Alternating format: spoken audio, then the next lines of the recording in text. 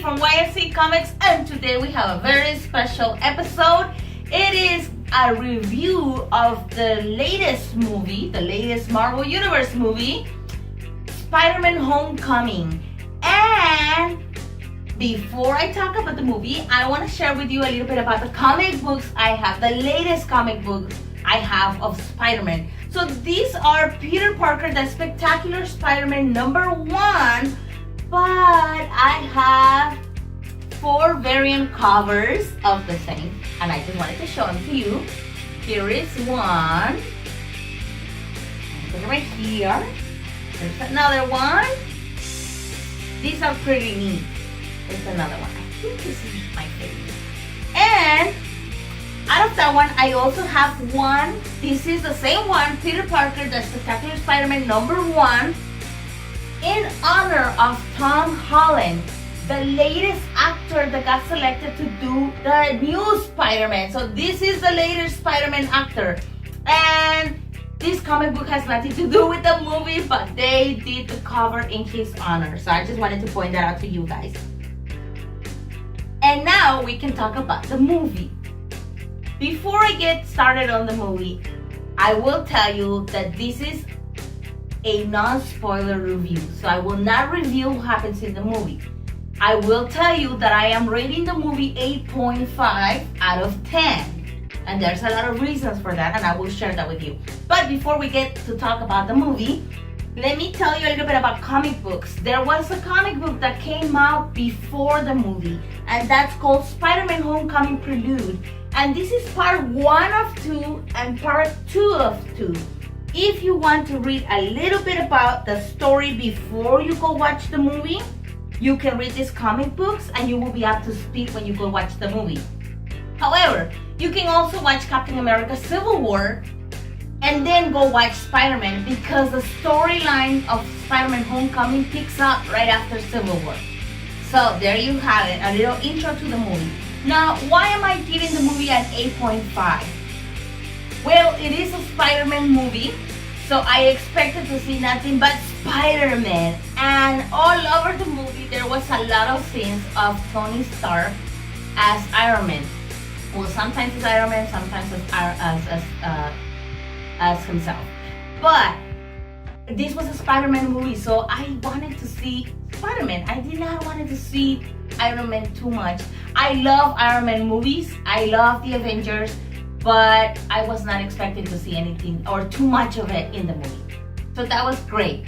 That was one of the reasons why I gave it an 8.5. So one of the reasons they might have done a little bit too much of Tony Stark in this movie was probably a business move. I'm pretty sure the producers and everybody was nervous that it's a new Spider-Man, and maybe to make sure that the fans came out and supported the movie, they added a little bit more of Iron Man. Maybe that was the reason, and it worked.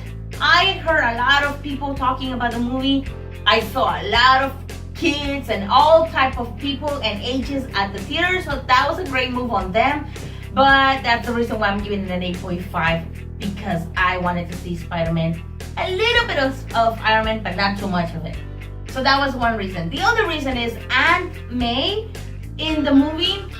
I'm used to seeing Aunt May as an older woman with wisdom, and this one is a young woman. It's not too old as I'm used to seeing her. She has no gray hair, I will tell you that much. And there's nothing wrong with being attractive, but I think she was too attractive in the movie that it kind of distracted people or the fans from Spider-Man. So that is the reason too why I'm giving it an 8.5. It's not the Aunt May that I'm used to seeing, or the one that we're used to seeing in other movies. So that might be a reason. So it might be my expectations, but that's one of the reasons why I'm giving it an 8.5. Other than that, the movie was really good, and I'll tell you one thing that was really nice to see. Michael Keaton, if you remember, he was Batman, and I mentioned to you in the episode when I talk about the comic books of Spider-Man, he is Vulture in this new movie, and I will tell you, he did an awesome job as a villain for Marvel. He did a great job, such a great job that I think he did a better job as a villain that he did as Batman. Shh, don't say that to him. Anyway, that's one of the reasons why I really like his character. He was a great villain. Now, talking about the storyline of Spider-Man, this is not the same storylines that we're used to seeing, and the suit of Spider-Man is so cool because it was created by Tony Stark. Remember that Iron Man comes out in the movie? Well, his suit is equipped. It has the latest technology, and if you've seen the previews, you've seen a lot about what the suit can do. But that was pretty neat to see.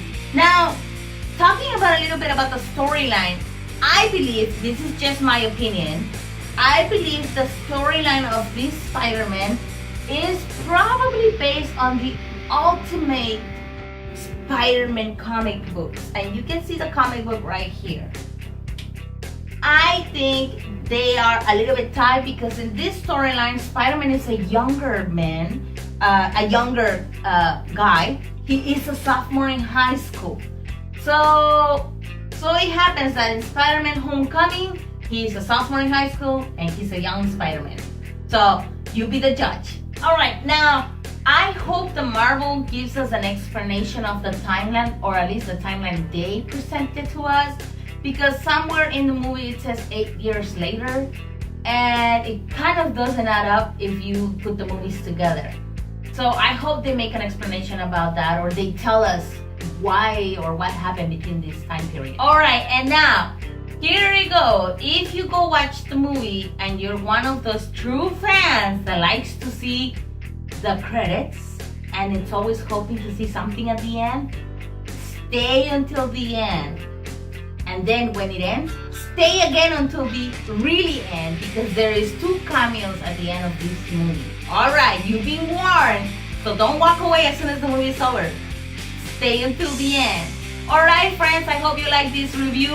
And again, it's a non-spoiler, so thank you for watching. Don't forget to subscribe to YouTube channel YNC Comics. Take care and comment.